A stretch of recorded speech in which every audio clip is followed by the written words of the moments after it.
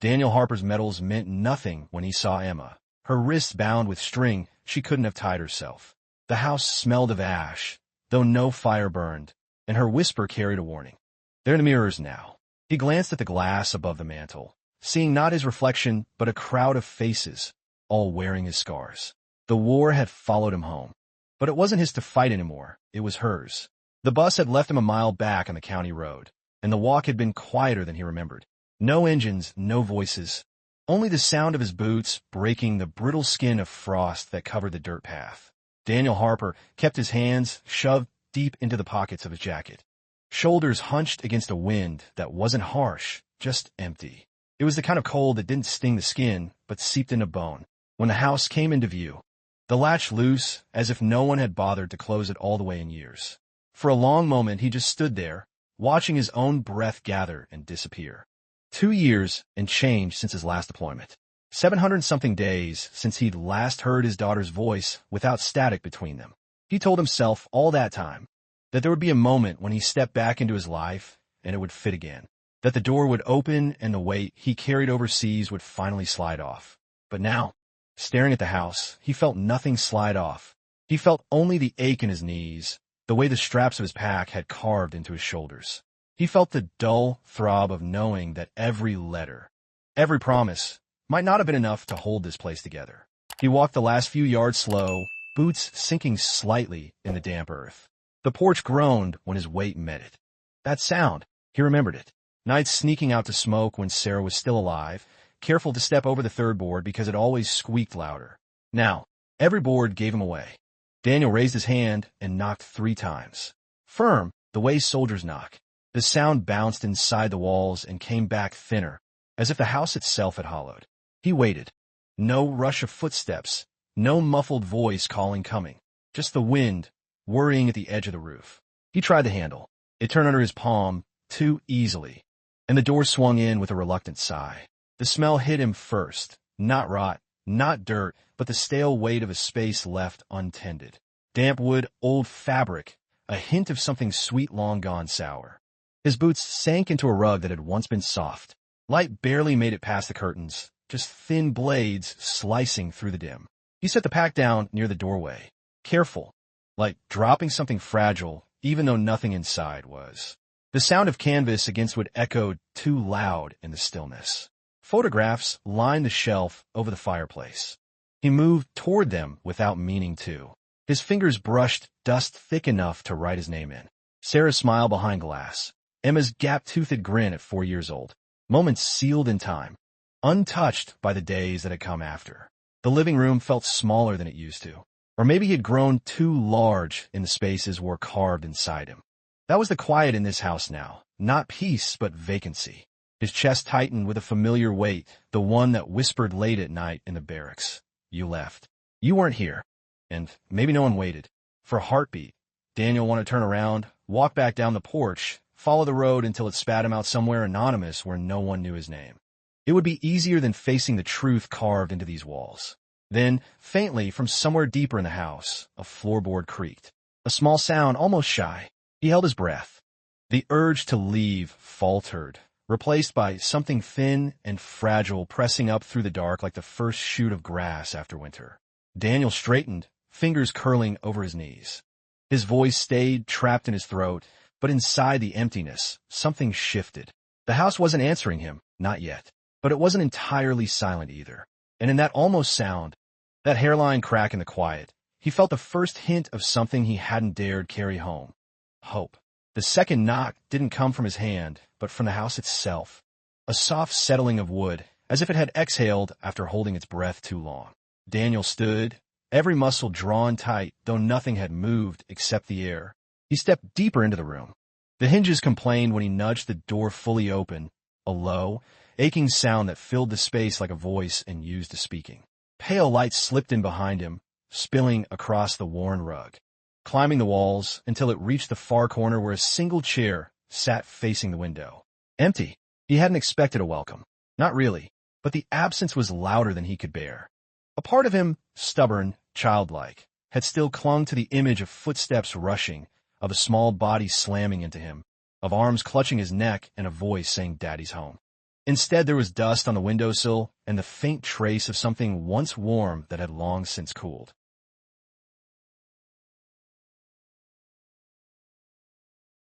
Daniel exhaled once, a long, steady release. His hand lingered on Emma's cheek before he looked up. "Take what you need." Diana's voice was quiet but held steel. "It's dangerous. For both of you." Daniel met her gaze without blinking. "She's my daughter. There's no choice here." They moved quickly after that. The nurses rolled a second bed into the room, setting it beside Emma's. Daniel lay back without protest, his hand stretching instinctively until it found hers again. The first prick of the needle barely registered. He kept his eyes on Emma. On the way, her small chest rose and fell, on the faint pulse at her throat. As the machine began its soft hum, drawing his blood, filtering, transferring life in a thin red line from him to her, Daniel felt a strange calm settle over him. It wasn't relief. Not yet. It was something older, deeper. The knowledge that every part of him, every scar, every breath, every drop of blood, belonged to her if it meant she would open her eyes again. He squeezed her hand gently, his voice a whisper that filled the sterile room like a promise. "If there's any part of me that can save you, you already have it." The monitors kept their steady rhythm. The world outside the glass walls stayed silent and waiting. Inside, Daniel Harper lay still, his blood flowing into the small body beside him, carrying with it everything he had left to give. The machine hummed in a low, steady rhythm, a sound that seemed to fill every corner of the quarantine room. Daniel lay still on the narrow bed, the line connecting him to Emma like a thin thread tying him to life itself. His hand hadn't left hers. Even with the needles, the sterile smell, the cold lights, all that mattered was the faint curve of her small fingers in his palm. Minutes stretched into something slower, on the slight tremor of her eyelids, the rise and fall of her chest that had grown so shallow it almost broke him to watch. Dr. Black moved quietly around the room, checking readings, murmuring orders to the nurses. Diana West stood near the door, her arms crossed, her gaze sharp but not cold.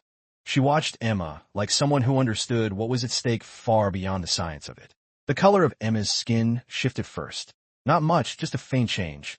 Almost reverently, Daniel let out a breath he hadn't realized he was holding. His vision blurred for a second before he blinked hard, anchoring himself back to her face. Emma stirred, just a fraction. Her lashes fluttered once, twice, and then her eyes opened. Not wide, not fully, but enough. Daniel froze. His lips parted, a sound caught in his throat. He leaned closer, the world narrowing to those faint, fragile eyes blinking up at him. Her voice came soft, a thin thread of sound. "Daddy." Daniel's chest cracked open. He swallowed hard, his forehead lowering until it nearly touched hers. "Yes, sweetheart. I'm right here." Her small hand shifted in his, a tiny squeeze, weak but deliberate. "It's quiet," she murmured. No more whispers. A tear slipped down Daniel's cheek before he even realized it. He let out a breath that sounded like a laugh broken in half. "Good," he whispered, brushing her hair back gently. "That's good." Dr. Black's voice was quiet behind him. "Transfer's working. Her body's responding." But Daniel barely heard it. All he could see was her face, her tired eyes softening as they focused on him. That faint, fragile spark that told him she was still in there, still his little girl. He kissed her forehead lightly, his lips lingering against her warm skin. "You're safe," he said, though his voice cracked on the word. "I've got you." Emma's eyes drifted closed again, exhaustion washing over him like a tide. But beneath it, something else bloomed, soft and sharp at once. Hope, small, trembling, but real. He closed his eyes briefly. Daniel Harper believed there might still be something worth coming home to. The days inside the quarantine wing passed in a muted blur, measured not by clocks but by the slow, steady rhythm of Emma's recovery. Each morning, Daniel would wake to the soft beep of the monitors, his hand still wrapped around hers. The thin scar of the transfusion on his own arm aching in quiet reminder. Emma's color returned gradually, like the faint wash of dawn over a dark horizon. The red marks on her skin faded first to pink, then to pale shadows that would eventually disappear. She still tired easily, her voice small when she spoke. But each word was a victory Daniel held on to like breath itself. Dr. Black moved through the room with his usual quiet precision. But even he couldn't hide the subtle shift in his expression each time he looked at her vitals. Diana West remained a steady presence, her calm voice delivering updates that sounded less clinical with every passing day. By the end of the week, the machines began to leave one by one. First the additional monitors, then the extra 4 lines. The room slowly transformed from a sterile cocoon of blinking lights back into something almost human. When they told him she could leave, Daniel didn't speak at first. He just sat in the chair beside her bed, his hand over hers, letting the words sink in. Outside these walls wasn't safety. Not yet, but it was life. It was a step out of the white hum and back into the world. They dressed her carefully in soft clothes, the fabric loose against her healing skin. Emma leaned into him as he lifted her, her small arms curling instinctively around his neck. The corridor felt different this time, less like a tunnel, more like a way forward. As they passed the sealed doors, Daniel's eyes caught briefly on his reflection in the glass. Tired, lined, but carrying something in his arms that mattered more than anything else. Outside, the air hit him first, cool, sharp, filled with the scent of trees and earth beyond the facility walls. He hadn't realized how much he missed it until it brushed against his face, and Emma stirred slightly, inhaling like she could feel it too. A black SUV waited near the gate. Diana opened the rear door, her voice quiet. "We've arranged a secure location, somewhere no one can reach her." Daniel settled into the back seat with Emma still pressed against him. She was light, but no longer weightless. There was life in the way she shifted. In the soft hum, she let out when he adjusted her blanket. As the car pulled away, the facility shrank in the rear window, a white box fading into the trees. Daniel watched it disappear without regret. Those walls had saved her life, but they weren't home. The road stretched ahead, winding through stretches of pine and empty fields. Emma stirred and opened her eyes briefly, her voice a soft murmur. "Where are we going?" Daniel kissed the top of her head, his voice gentle. "Somewhere safe. Just you and me for a while." Her small hand found his shirt, gripping the fabric lightly. "No more whispers?" He tightened his arms around her, his gaze fixed on the road unwinding before them. "No more whispers," he said, the words carrying the weight of a vow. The SUV moved steadily toward the horizon.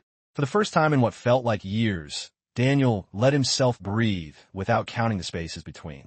The despair hadn't vanished, and the road ahead was far from clear, but as Emma's head rested against his chest and her breathing evened out, he knew one thing with a certainty that burned steady and quiet inside him. They were leaving the white walls behind, and they were doing it together. The safe house wasn't really a house in the traditional sense. It was a small, weathered cottage perched at the edge of the coastline, its wood siding faded to soft gray by salt and sun. When the SUV stopped at the narrow gravel drive, the sound of the ocean was the first thing Daniel heard. Not the roar of waves, but the steady hush of water breathing against the shore. He stepped out with Emma still in his arms, her weight warm against him. The air smelled of salt and pine, a sharp, clean scent that cut through the haze of antiseptic that had clung to them for days. The cottage door creaked when he opened it. Inside it was simple, a small kitchen with worn counters, 2 bedrooms with soft, uneven floors, curtains that fluttered faintly in the sea breeze slipping through a cracked window. Emma stirred slightly as he carried her to the smaller bedroom. The bed was low, the quilt faded but soft under his hands as he laid her down. She blinked up at him, her voice still small but steadier than before. "Is this ours?" Daniel knelt beside the bed, brushing a strand of hair from her face. "For now," he said gently, "just you and me." She gave a tiny nod, her fingers curling into the edge of the quilt. "It's quiet." Daniel glanced toward the open window where the sound of the ocean drifted in. "Yeah," he murmured. "Quiet's good." After she drifted off to sleep, he stepped outside, letting the screen door click softly behind him. The path led down a small hill to the water's edge. The sand was cool under his boots. The horizon stretched wide and empty. He stood there for a long time, the wind tugging at his jacket, the sound of the waves filling the spaces where words would have been.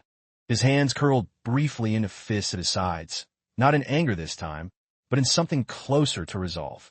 Behind him, the cottage light glowed faintly in the dimming sky, a single warm square against the growing blue of evening. Inside that light, Emma was sleeping, safe, breathing. Daniel exhaled slowly, letting the salt air fill his lungs. He hadn't realized how much of himself had been locked in that house in Havenwood until now, until this stretch of open sky and water reminded him there was still space to breathe. When he returned to the cottage, the small bedroom was filled with the soft sound of Emma's even breathing. He sat at the edge of her bed for a moment, his hand resting lightly over hers on the quilt.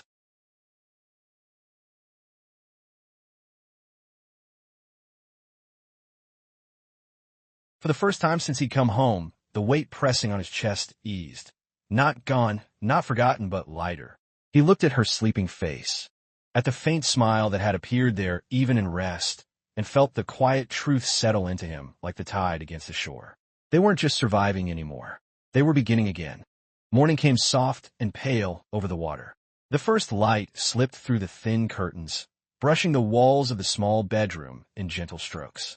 Daniel woke before Emma did, sitting in the worn chair beside her bed, his elbows resting on his knees. He hadn't really slept, only drifted in and out, his hand occasionally checking for the small rise and fall of her breathing. Emma stirred slightly, rolling onto her side. Her eyes opened halfway, hazy with sleep, but when they found him sitting there, something faint but powerful flickered in her expression. Safety. Recognition. The smallest spark of trust returning. "Morning, sweetheart," Daniel said softly, his voice carrying the roughness of someone who hadn't spoken in hours. She yawned, her voice still small but steadier. "Is the ocean still there?" Daniel smiled faintly and nodded toward the window. "Go listen." Emma slid off the bed slowly, her steps unsteady but sure. She padded to the window, pushing the curtain aside with her small fingers. The sound of waves slipped in immediately, the hush and pull of water meeting sand. She stood there for a moment, her shoulders relaxing, and whispered, "It's nice." Daniel walked over and crouched beside her. "Yeah, it is." He watched her take in the horizon with quiet wonder. After so many nights of whispers and fear, the simple sound of her breathing easy in a morning light felt almost holy. They spent the day in small, quiet moments. Daniel cooked oatmeal on the old stove, the steam rising into the cool kitchen air. Emma sat at the small table, her chin resting in her hands, watching him with a tired but content kind of curiosity. When he set the bowl in front of her, she smiled faintly. "Tastes better than the hospital food," she said between small spoonfuls. Daniel let out a soft laugh, the sound surprising even himself. Not hard to beat. In the afternoon, they walked down to the shore. The sand was cool and soft, and Emma's bare feet left small, delicate prints that the tide reached for but couldn't quite erase. She held his hand tightly, not out of fear this time, but out of something gentler. Connection. They sat on a driftwood log and watched the horizon together. The wind played with her hair, lifting strands across her face. Daniel tucked them behind her ear with the same quiet care he'd used to carry her out of that house. For a long time, they didn't speak. They didn't need to. The waves spoke enough, and the silence between them wasn't heavy anymore. It was healing. As the sun began to dip, casting gold across the water, Emma leaned against him, her small voice soft. "Are we going to stay here forever?" Daniel looked out at the endless stretch of ocean, then down at her. "For as long as you need," he said quietly. She gave a small nod, her fingers tightening on his sleeve. That night, as he tucked her into bed, Emma caught his hand before he could move away. "You're not leaving, right?" Daniel sat back down on the edge of the bed, brushing his thumb across her knuckles. "Not now. Not ever." Her eyes softened with something that looked like the beginning of peace. She whispered, "Okay," and drifted into sleep with his hand still in hers. Daniel sat there in the quiet, the sound of the ocean faint through the window, in the sound of waves, in the simple act of waking up to see her alive. And in that small house by the water, Daniel Harper began to learn how to live again. Days began to stack softly on top of each other, like the quiet layers of sand the tide left behind. The cottage settled around them, its creaks and drafts becoming familiar instead of foreign. Daniel found himself moving through the rooms with an ease he hadn't felt in years, the weight of vigilance loosening one notch at a time. Each morning, the ocean greeted them first. Emma would shuffle to the window in her oversized sweater, pulling the curtain back just enough to let the light slip in. "It's still there," she would whisper every time, as if the waves might have vanished in the night. Daniel would nod, standing behind her, letting the soft sound of her voice fold into the steady hush of water beyond. Breakfast became a small ritual. Oatmeal most days, sometimes eggs when he could manage to make them without burning the edges. Emma sat at the table, her feet not quite touching the floor, her spoon clinking gently against the bowl. Sometimes she would stop and crouch, picking up a shell or a smooth piece of driftwood. She rarely said much, just held her finds up for him to see, her eyes asking quietly if they were worth keeping. He always said yes. At night, the cottage took on a softer kind of quiet. Not the heavy silence of the Havenwood house, but something warmer. Emma would curl under the quilt, the salt air brushing through the cracked window. Daniel would sit in the worn chair beside her bed, sometimes reading from one of the old books left on the cottage shelf, sometimes just listening to her breathing. One evening, as he tucked the blanket around her shoulders, Emma spoke in a voice that was barely more than a breath. "It doesn't feel like they can find me here." Daniel sat down on the edge of the bed, his hand brushing her hair back gently. "They can't," he said, his voice steady. "No one can." She looked at him for a long moment, her small face serious in a way that made his chest ache. Then she nodded and closed her eyes, her fingers curling lightly into the quilt. Later that night, Daniel stepped outside. The moon cast a pale path across the water, the waves glinting faintly under its light. He stood barefoot in the cool sand, letting the sound fill him. The despair that had been his constant shadow since coming home had thinned here, not gone but softer, like the tide pulling back. He thought about how fragile everything still was, Emma's small body still healing, the questions that hadn't been answered, the people out there who had done this. But he also thought about the sound of her laughter earlier that day, when the cold water had caught her toes, the way her hand had felt warmer in his. Hope, he realized, wasn't loud. It didn't arrive like a flood. It came in whispers, in the soft clink of a spoon, in the way a child said, still there every morning, as if checking the world hadn't disappeared overnight. Daniel looked back at the small, glowing square of the bedroom window. Inside, Emma slept under the sound of waves instead of whispers. And for the first time, the thought of tomorrow didn't feel like a weight. It felt like a promise. Weeks slipped by like the soft retreat of the tide. The cottage became more than a safe house. It became a rhythm. Not a loud one. Not the kind of life Daniel had once imagined returning to, but something gentler. Something that held space for breath. The mornings always began with Emma's small footsteps padding across the wooden floor. She'd peek through the curtain before saying anything, as if she needed to confirm it all over again. "Still there," she'd whisper, and Daniel would answer from the kitchen, "Still there," the words carrying more weight than they looked on the surface. He cooked simple meals. They sat at the same small table. Sometimes they spoke, sometimes they didn't. It didn't matter. The silence here wasn't heavy. It was a kind of healing. Emma's strength returned in pieces. One day, she walked the length of the beach without stopping. Another day, she laughed. A small, surprised sound when a wave chased her back up the sand. Daniel froze when he heard it, that bright, fragile laugh, breaking something inside him he hadn't realized was still locked. He didn't say anything, just smiled at her in the fading light while the wind played with her hair. At night, the old chair beside her bed became his place. Sometimes he'd fall asleep there, his head tilted back, waking to the sound of her whispering his name just to make sure he was still near. Every time, he would take her hand and say softly, "I'm here." The cottage walls held their quiet life without demanding anything more.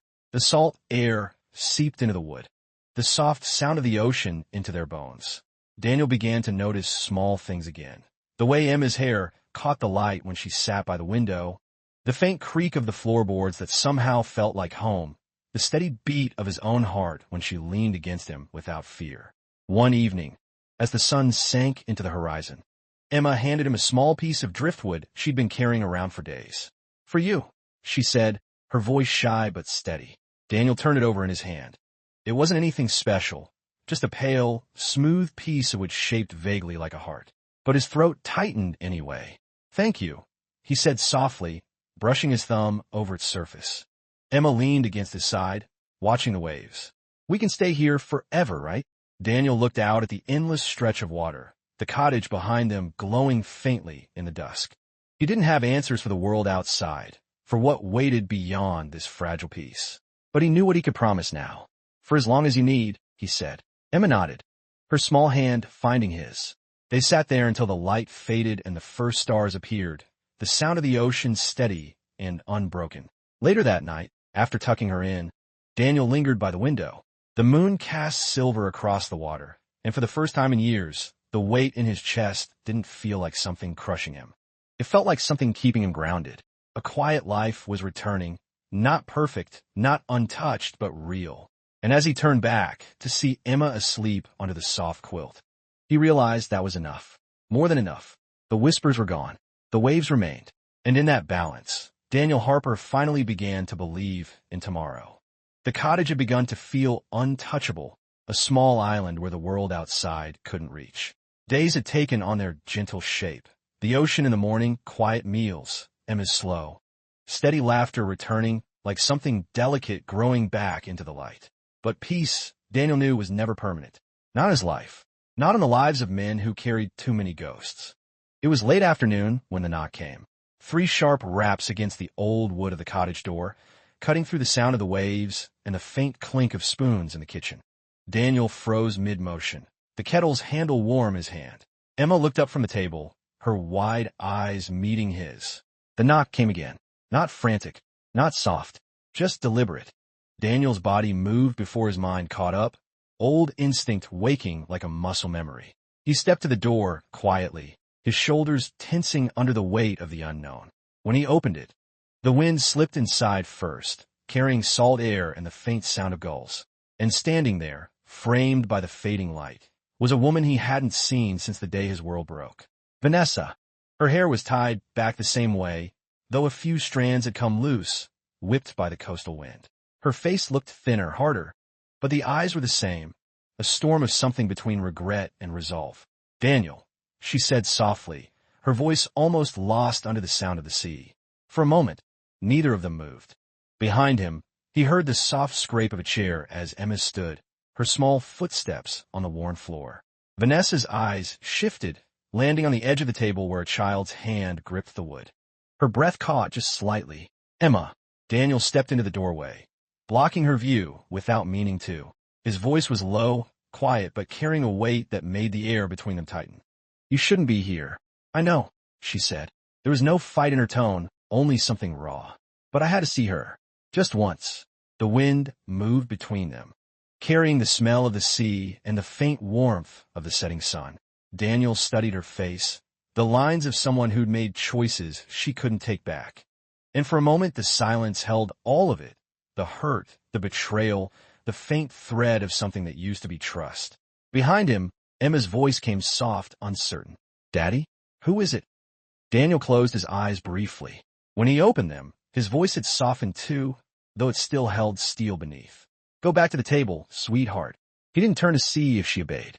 His eyes stayed on Vanessa, on the way her hands twisted together as if she were holding onto something invisible. I'm not here to fight, she said quietly, or to take her. I needed to tell you. I'm sorry. For all of it. Daniel didn't answer right away.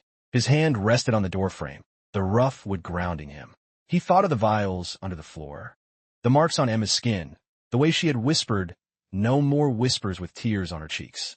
Sorry doesn't undo what you did, he said finally, his voice quiet but steady. Vanessa's eyes dropped. I know. For a moment, the only sound was the ocean. Then Daniel stepped back just slightly, enough to close the door between them with a soft, final click. He stood there a long time, his hand on the old wood, feeling the echo of the knock in his bones. Behind him, Emma's small voice broke the silence. Was that a bad person? Daniel turned, his eyes finding hers across the small kitchen.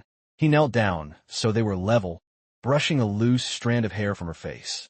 It was someone who made bad choices, he said gently. Emma tilted her head, her brows drawing together in quiet thought. Are they gone now? Daniel glanced back at the door, the sound of the ocean filling the space between their words.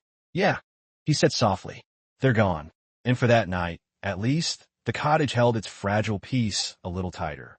Night pressed in gently around the cottage, the sound of the ocean softer now, almost like it knew the walls were holding something fragile inside. Daniel sat at the small table, his hands wrapped loosely around a mug gone cold. Emma had fallen asleep quickly, worn out from the day, her soft breathing filling the small bedroom down the hall. The knock still echoed in him, not the sound itself, but what it carried. Years of choices of hurt, of something that could never quite be undone. He stared at the door, half expecting it to happen again, half praying it wouldn't. when the soft scrape of footsteps came outside on the gravel. He knew before the second knock landed. It was lighter this time, hesitant. Daniel opened the door slowly. Vanessa stood there again, her face caught between the porch light and the dark. The wind had picked up, carrying strands of her hair across her cheeks.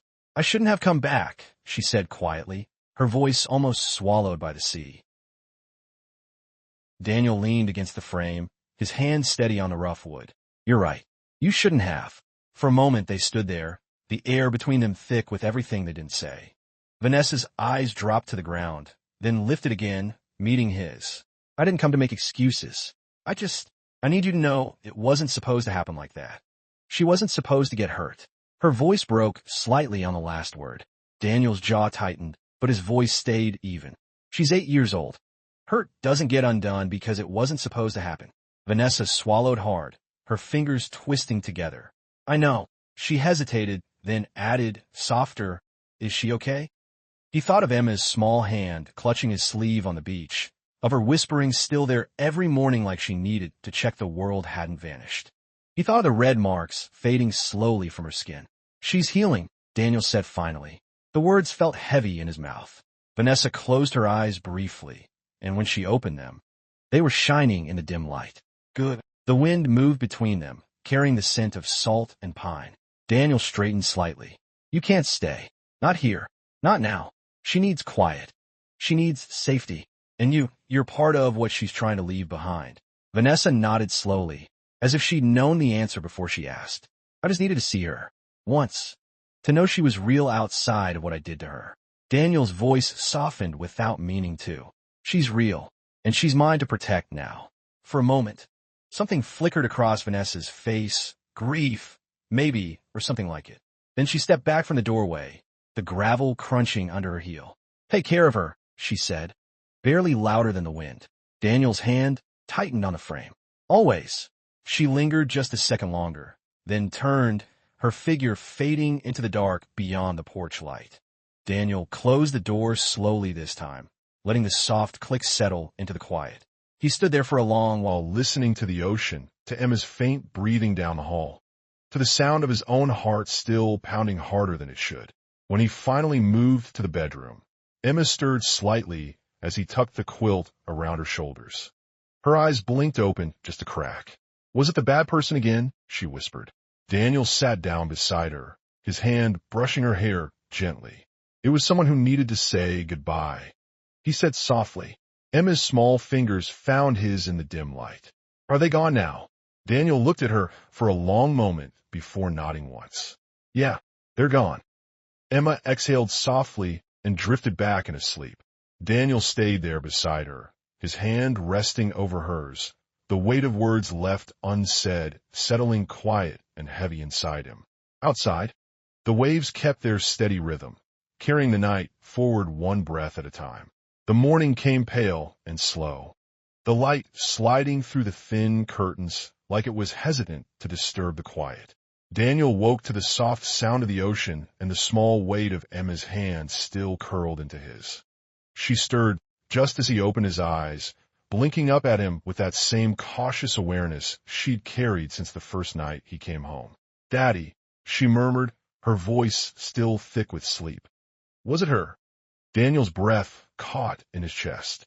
He hadn't said a name, hadn't offered details, but children knew. They always knew more than you wanted them to. He sat up slightly, brushing his thumb across her hairline. "Yeah," he said softly. It was her. Emma's gaze drifted to the window where the faint sound of waves bled through the glass. She didn't speak for a long moment. When she did, her voice was quiet but steady. "She didn't come in." "No," Daniel said gently.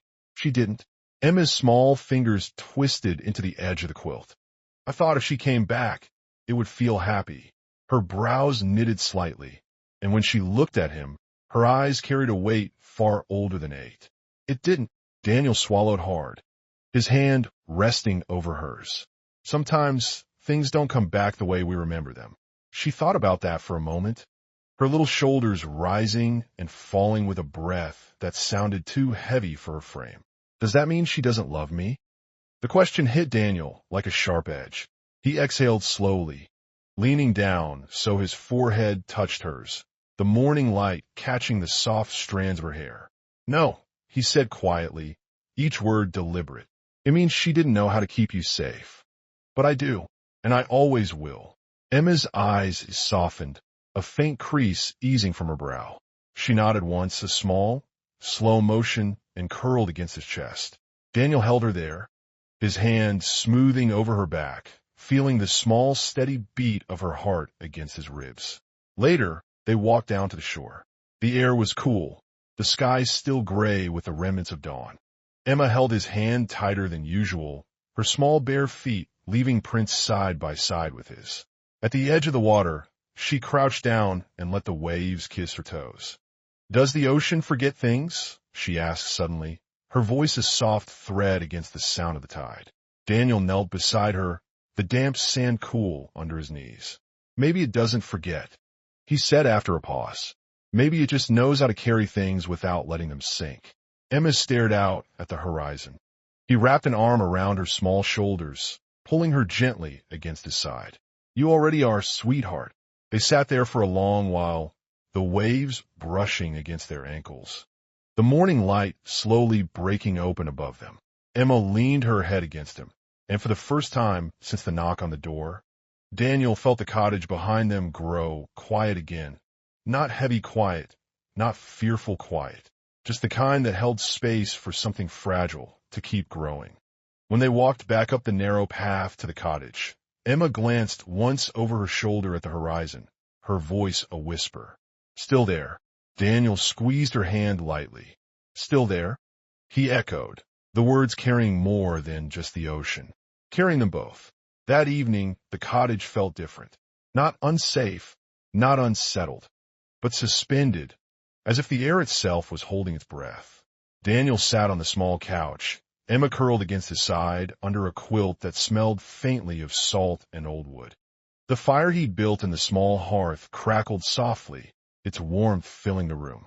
Emma's voice came out quiet, almost thoughtful. "Daddy, if she comes back again, what will you do?" Daniel kept his eyes on the fire for a moment, the flicker of orange light painting shadows across the worn walls. "I'll do what keeps you safe," he said finally. His voice was soft but certain. "Does that mean I picked you instead?"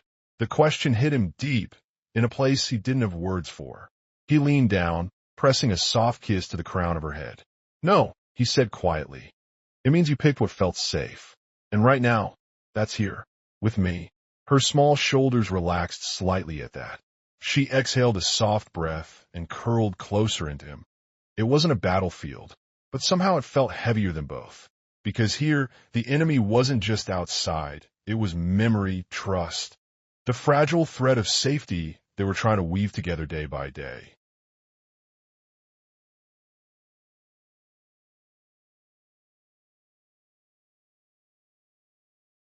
When Emma drifted into sleep against his side, Daniel sat still for a long time, his hand resting lightly on her back. He could feel her breathing slow, steady, and it grounded him in a way nothing else could.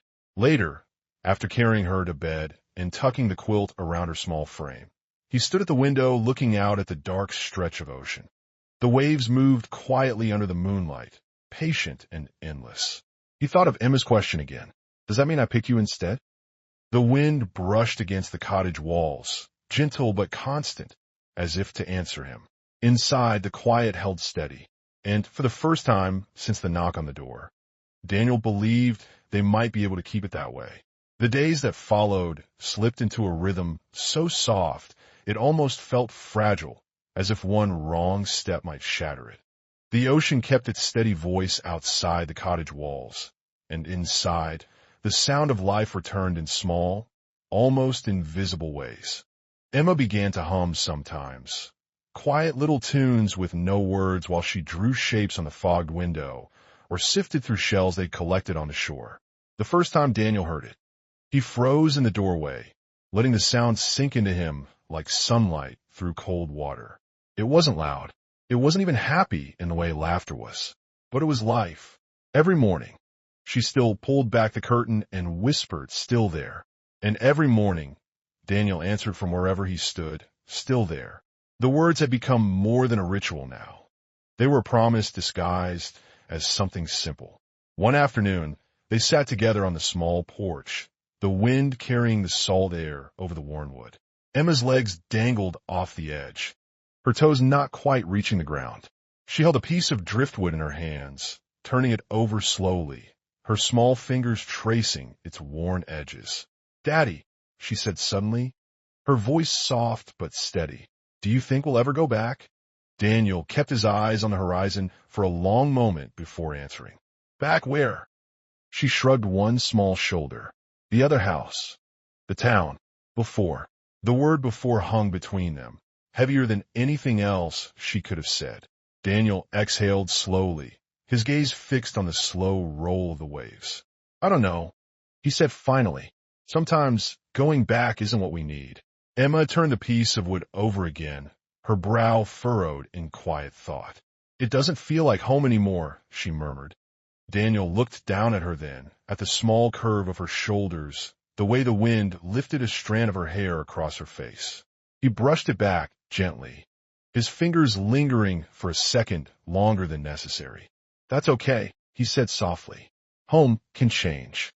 She nodded, her lips pressing into a small line. "Maybe this is home now." Daniel's throat tightened, but he smiled faintly, letting his hand rest over hers where it gripped the driftwood. "Maybe it is." That night, after Emma had fallen asleep under the soft weight of the quilt, Daniel sat in the chair beside her bed, the quiet of the cottage wrapping around him like a second skin. He thought of the knock on the door, of the life they'd left behind, of the pieces they were trying to gather here in this small space by the water.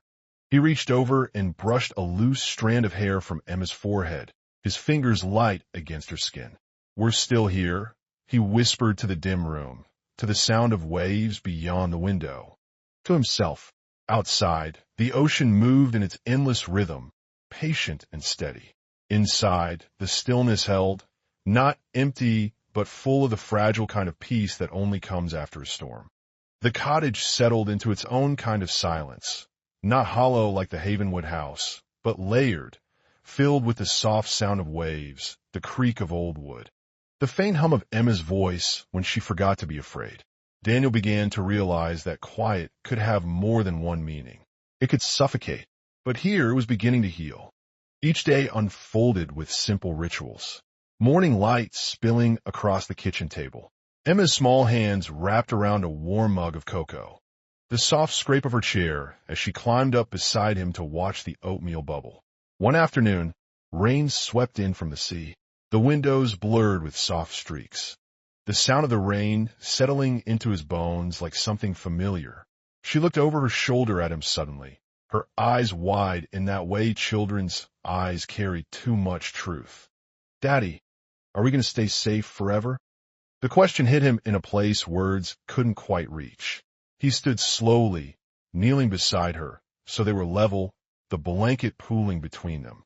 "I'll do everything I can," he said softly. Emma pressed her palm against the glass, leaving a small handprint amid the mist. "Even when it gets loud again?" Daniel covered her hand with his own. Daniel tightened his arm gently around her shoulders. "Me too." In the distance, a lone gull cried out over the water, its voice carrying through the mist. Emma's eyes followed the sound, and she whispered, "It sounds free." Daniel swallowed hard, his hand smoothing over her small arm. "Yeah," he said quietly, "it does." Later that night, after Emma had fallen asleep, Daniel sat by the window, watching the last drops of rain slide down the glass. He thought of the weight she carried in her small body, of the way she had asked forever with so much hope and so much fear tangled together. He didn't have forever to give her. No one did. He'd need it. But old habits had a way of keeping themselves ready. He eased the door open, the soft scrape of wood onward loud in his ears. Emma lay curled under the blanket, her hair a pale spill across the pillow. The pillow. He forced his gaze away, focusing instead on the corners of the ceiling, the angles of the room. The micro camera was no bigger than a coin. He mounted it in the shadow where a wall met ceiling, the movement slow, precise. Years of setting surveillance in places far less forgiving had made his hands steady even when his chest wasn't. Next came the audio recorder. He slid it gently under the bed frame, near the headboard where even whispers couldn't escape its reach. Emma stirred, a soft sound slipping from her throat. Daniel froze, crouched low beside the bed. She didn't wake. Her small hand shifted, fingers brushing the edge of the pillow, then falling still again. He straightened carefully, his knees cracking in the quiet. The last piece of gear, a small sensor for movement, he tucked into the corner near the closet. When it was done, he stepped back and let his eyes sweep the room. Nothing looked disturbed. The chair from last night still sat near the bed, the blanket still draped loosely over her small frame. Daniel backed out of the room and pulled the door nearly shut, leaving a sliver of space. Back in the living room, he set up the receiver. The small screen flickered, then resolved into the dim outline of Emma's bed. His own reflection ghosted in the glass for a moment before fading. He sat. He waited. The house seemed to fold inward as night settled in, the walls drawing closer with every tick of the clock. Around midnight, the sound came. Soft, almost nothing. Footsteps on the upstairs floor, measured and deliberate. Daniel's hand tightened around the edge of the table. On the screen, a shadow appeared at Emma's doorway. It hovered for a breathless second, then slid inside. Daniel leaned forward, his chest barely rising with each breath. The figure moved to the bed with quiet precision. Not Emma. Tahir, shoulders narrow, hair falling long against the faint light. Daniel's stomach turned cold. The shadow reached into a pocket and drew out something small and glinting. A thin hand pulled the blanket back from Emma's arm with the gentleness of habit. The object pressed against her wrist. A strip of tape followed, fastening it there. Then, as silently as it had come, the figure stepped back, the blanket drawn up again, the pillow smoothed in a motion almost tender. Daniel's pulse roared in his ears. His hand hovered over the phone. The old soldier in him cataloged every detail, the height, the angle of the wrist. The way the figure moved, as though this act had been done many times before. When the shadow slipped out of the room and the hallway emptied into silence again, Daniel sat back hard in the chair. His fingers found the phone before he even thought. The number came out low and steady, the same way he had once called in coordinates. 911. What's your emergency? Daniel's eyes stayed locked on the screen where Emma slept, her small arm now wrapped in something she didn't understand. His voice came out quiet, controlled, but edged with steel. I need to report a child in danger. The words hung in the air as if the house itself had been waiting to hear them spoken. The dispatcher's voice had been calm, professional. Too calm for the way Daniel's pulse hammered in his ears as he gave the address, the description, the brief details he could force into words without letting them shake. There's a child, he had said, his voice low but steady, and someone is hurting her. I have proof. Now, the living room was a pocket of tense silence, lit only by the faint blue glow of the receiver screen. Upstairs, Emma hadn't stirred. The shadow of the figure who had stood over her bed might as well have still been in the house. Daniel could feel the echo of their presence in the walls, in the very air. The sirens came soft at first, a distant hum that barely threaded through the cold night air, then louder, closer, until the faint pulse of red and blue washed briefly against the living room curtains. Daniel stood, his knees stiff, his hand automatically brushing the pocket where the syringe rested wrapped in cloth. The knock came sharp and controlled.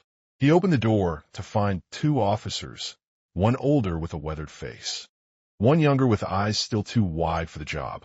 Their breath clouded in the chill as they stepped inside, the smell of cold air following them like a shadow. Mr. Harper, the older one asked. Daniel nodded once. His voice was gravel. Upstairs. I have footage. The younger officer's eyes flicked briefly over the room, cataloging. The older gave a small nod. Show us. Daniel led them to the small table where the receiver sat. His hand didn't tremble as he played the clip back, though his heart thudded with every second of it. The door opening, the shadow moving to the bed, the glint of metal, the tape fastening something to Emma's wrist. The younger officer leaned in, his mouth tightening.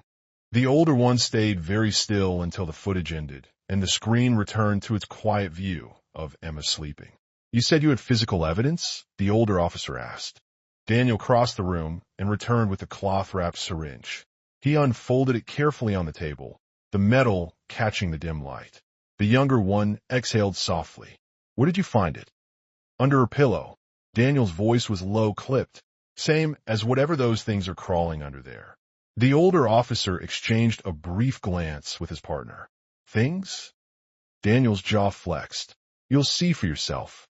But when they stepped into Emma's room, the house seemed to have swallowed its secret. The pillow lay soft and unassuming. The faint metallic tang in the air had thinned with the rising cold of early morning. Emma stirred once, letting out a soft sigh, her small hand brushing the edge of the blanket. The younger officer crouched, lifting the pillow gently while Daniel stood taut as wire. Nothing, just fabric and the faint indentation of a child's head. No shimmer of red, no pulsing movement. The older officer straightened slowly. His voice was calm, careful. Mr. Harper, there are no signs of harm on the child beyond minor irritation.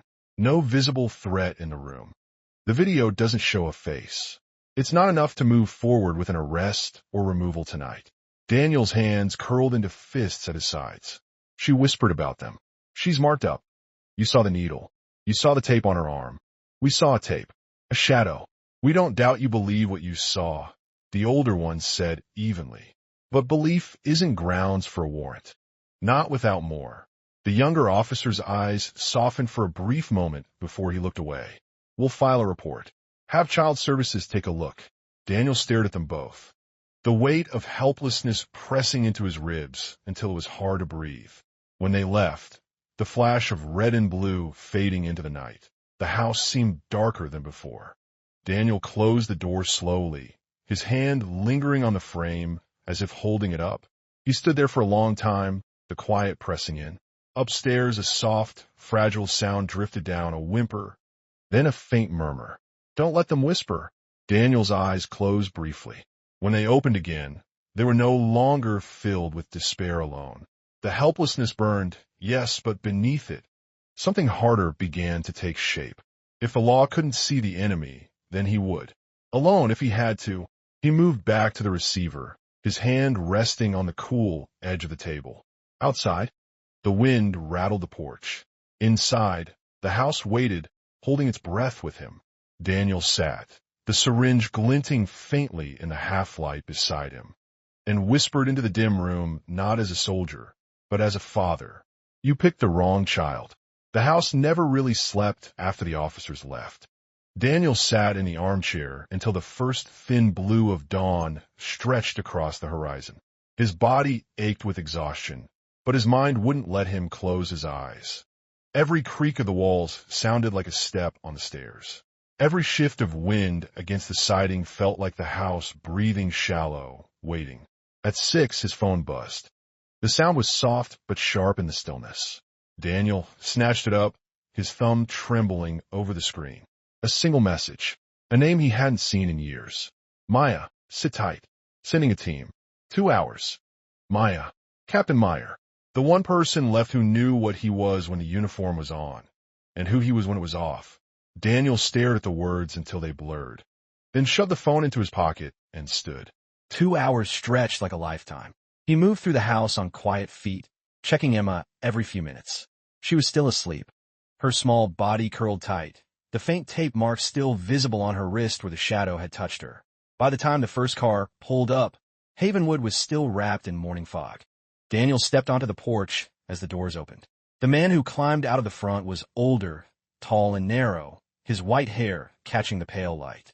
A leather case swung from his hand, steady and deliberate. Behind him, 2 figures in dark suits followed, their eyes scanning everything in quick, precise sweeps. Jack Harper, the white-haired man asked, his voice even. Daniel corrected automatically, though his voice felt foreign in his throat. Who are you? Dr. Simon Black, the man said, lifting his badge just enough for the light to catch the seal. He gestured to the 2 behind him, Agents Davis and Evans. Captain Myers sent us. Daniel stepped aside without a word. The old soldier in him recognized the quiet efficiency of people who were used to walking into places they weren't supposed to be. "Where's the child?" Black asked as he crossed the threshold. "Upstairs. Room at the end of the hall." Daniel's voice was low, steady out of habit rather than calm. Black nodded once and started up the stairs. The agents followed. Daniel trailed behind, his hand brushing the banister as if steadying himself against the weight of what was about to be uncovered. Emma stirred when they entered the room, blinking groggily at the strangers. Daniel crossed quickly, kneeling beside her bed. "It's okay, sweetheart. They're here to help." Her small fingers curled into his sleeve automatically, the way they used to when thunder rolled through the hills at night. "Carry her downstairs," Black said softly. "We need to examine the room." Daniel scooped Emma up carefully, her head resting against his shoulder. She was light, too light. The thought pressed cold against his ribs. Downstairs, he settled onto the sofa with her still clinging to him. Her breath warmed the fabric of his shirt as her eyes drifted shut again. Upstairs, the sounds were soft but deliberate. The muted click of cases opening, the hum of a scanner, the faint scrape of wood. Daniel's grip tightened slightly around Emma with each noise. When Black emerged minutes later, his face was pale beneath its calm mask. The agents followed, their eyes sharper now, the quiet of people who had seen something they couldn't unsee. Daniel stood slowly, careful not to wake Emma. "What did you find?" Black's gaze met his, steady and grave. The weight of Emma in his arms suddenly feeling like the entire world. He nodded once. From upstairs, one of the agents called down, his voice tight. "Doctor, you need to see this." Black turned and climbed the stairs again. Daniel followed, Emma still clinging to him. In the corner of the room, a section of the floorboards had been lifted.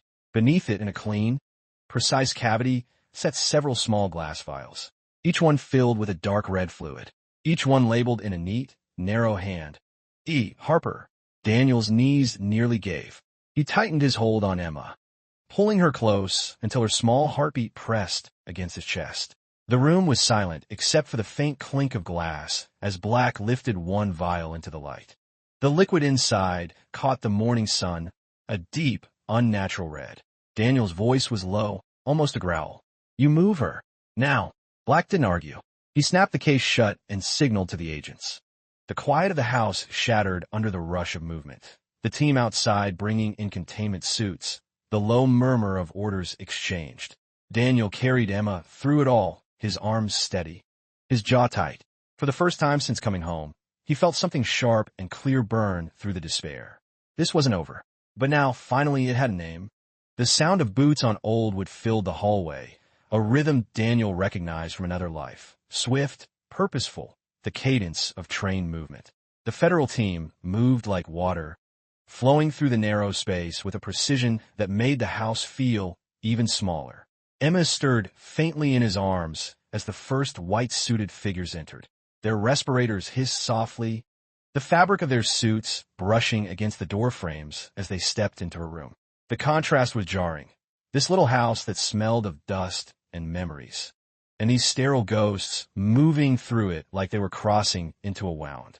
Dr. Black met Daniel's eyes, his voice low but firm. "Harper, we'll take her to a secure medical unit."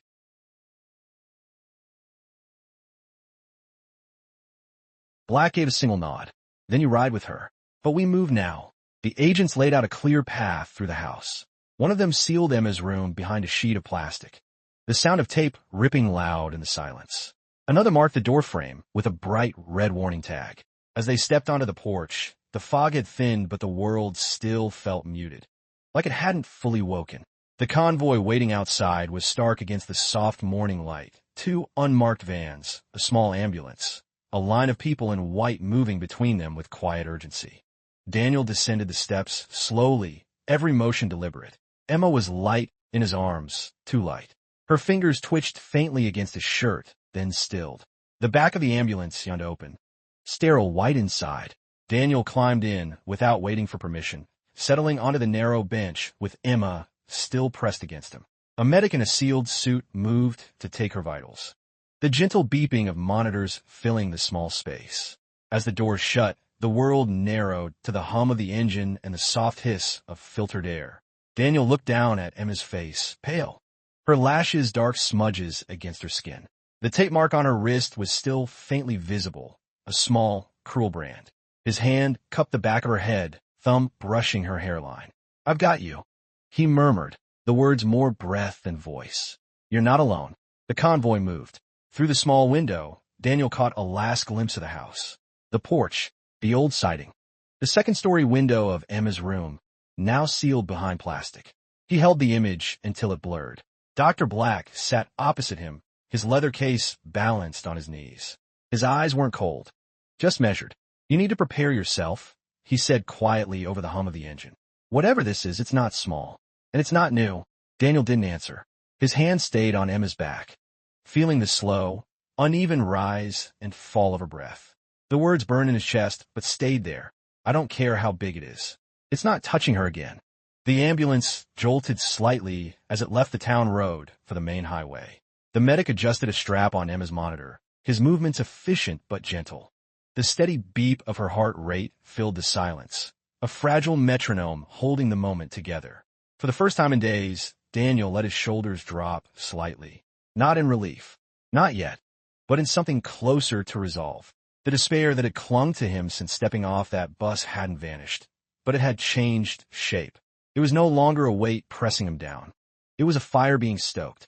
He bent his head, his lips brushing the crown of Emma's hair, and whispered what sounded almost like a prayer, though he hadn't said one in years. "You're coming back to me, no matter what it takes." Outside, the fog began to thin. Ahead, the road stretched long and pale into the waiting day. The facility wasn't a hospital in the way Daniel remembered hospitals. There were no bustling corridors filled with voices, no faint smell of cafeteria coffee drifting through the air. This place was quiet, clinical, its walls a pale white that seemed designed to erase memory. The ambulance doors opened to a gust of sterile air. The team moved fast, their voices low and clipped, the soft squeak of rubber soles echoing against the smooth floors. Daniel stepped down with Emma still in his arms, ignoring the stretcher when the medics wheeled forward. "I'm carrying her," he said, and no one argued. The corridor stretched long and empty, lined with glass doors that sealed shut with faint mechanical sighs. It was spotless, the bed in the center too crisp, too cold. Machines lined the walls, their screens blinking in quiet readiness. Daniel laid Emma down as gently as if she were made of glass. "We're starting her on a full panel.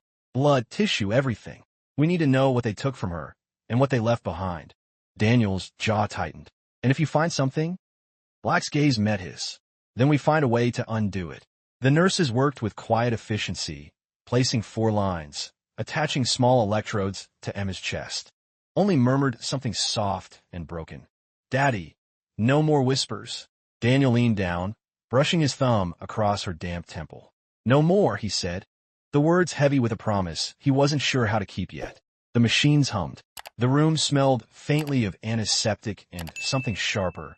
Fear, maybe, or the ghost of what had been hiding under her pillow. Dr. Black stepped aside as another figure entered. A woman tall, with short black hair and eyes that scanned the room like she'd been trained to see everything at once. She extended a hand briefly.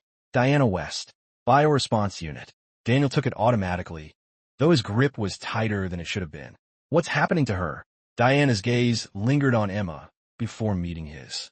"She's been exposed to a synthetic organism, engineered to extract and store specific biological markers. Likely antibodies, possibly more." Daniel swallowed hard, his hand finding Emma's small one on the sheet. Her fingers were cool but twitched faintly under his touch. "You're saying someone's been taking pieces of her?" "Not just taking," Diana said quietly. "Studying, harvesting." The word felt like a physical blow. Daniel closed his eyes for a heartbeat, then opened them, his voice low and steady. "Fix her, whatever it takes." Diana nodded once. "That's the plan." The room fell into a strange rhythm then. The soft beep of monitors, the faint clink of instruments, Emma's shallow breathing. Daniel didn't move from his spot, his hand never leaving hers. The despair that had wrapped around him for days was still there, but something else had begun to grow beneath it. Not hope, not yet. Something rougher, sharper. The same thing that had carried him through nights when the world felt like it was ending. He looked down at Emma, at the small rise and fall of her chest, and felt the words form inside him. Solid and certain, "You're not alone."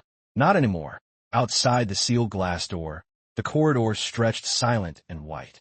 Inside, Daniel Harper sat beside his daughter's bed, his hand wrapped around hers like an anchor, refusing to let the world pull her away. The hours bled together inside the white walls. Time felt stripped of its edges, turning into one long breath held too tight. Daniel hadn't moved from the chair beside Emma's bed. His hand stayed wrapped gently around hers, his thumb tracing small, unconscious circles over the cool skin of her knuckles. The steady beep of the monitor was the only sound that kept him grounded. Every soft tone was a reminder she was still here. Every pause between beeps felt like the cliff edge of a nightmare. Her skin looked paler now under the harsh lights, the faint marks on her wrists and neck standing out like bruises from something unseen, the red too bright under her veins. Daniel felt the weight of it pressing into his chest with every slow inhale she took. Dr. Black returned with a small tray of vials. He didn't speak right away, just glanced at the monitors and then at Daniel. Her blood shows a high concentration of the synthetic enzyme. It's spreading faster than expected. Daniel's grip tightened slightly around Emma's hand. What does that mean? Black's voice stayed even, but the set of his jaw betrayed him. Her expression calm, but sharp. "We're going to test yours." "Now." Daniel looked up, the words hitting like a weight he'd been braced for without knowing it. He nodded once, carefully. "Do it." When the sample left the room, silence fell again. Daniel leaned closer to Emma, his forehead brushing lightly against the edge of her small hand. "Hold on," he murmured, the words barely sound. It felt like the sound cut through water. Dr. Black's face wasn't neutral anymore. There was a tightness around his eyes that looked almost like relief. "It's a match," he said. "Your immune profile. It's strong enough. We can transfer cells, but it has to happen now."